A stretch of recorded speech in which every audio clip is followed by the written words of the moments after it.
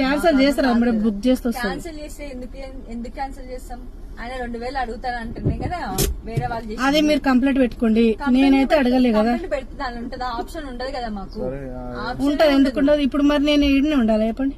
ఇంత time elapsed అయితే అది పోతుంది కానీ ఇప్పుడు మేమైతే వాళ్ళని ఫోర్స్ చేయలేము. సార్ నెంబర్ చెప్పండి, ఇంట్లో కలుస్తా లేపుతలేడు. లేదు అట్లెట్లా చెప్తారు?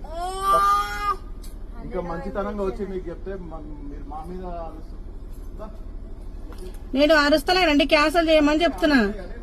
మీరు ఆడలు కాబట్టి వచ్చి చెప్తున్నా అంటే ఆడలు, అవును ఆడలు వచ్చాయని చెప్తున్నారు, బానే ఉంది.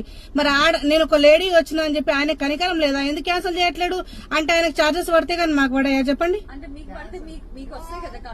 రావు మాకు. వీడి దాకా వచ్చిన పెట్రోల్ కూడా నాదే వేస్ట్ అయిపోతుంది, నాకేం రావు.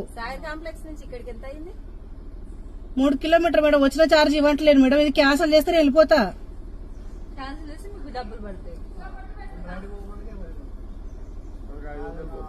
500 ఎందుకు పోతాయండి క్యాన్సిల్ చేస్తే? ఎంత నాకు ఎన్ని కిలోమీటర్ వచ్చినా అంతే పడుతుంది. 500 పోవండి. లేవు పడవు. నేను ఇప్పుడు ఈడ ఉండి మీకు చూపిస్తా, ఈడ ఉండి చూపిస్తా మీకు. క్యాన్సిల్ చేస్తే ఎంత వచ్చేది 30-40 రూపాయలండి మాకు. నాకు పైసలు కూడా ఏమొద్దు, నాకు వెళ్ళిపోతే వేరే రైడ్ పడుతుంది నాకు.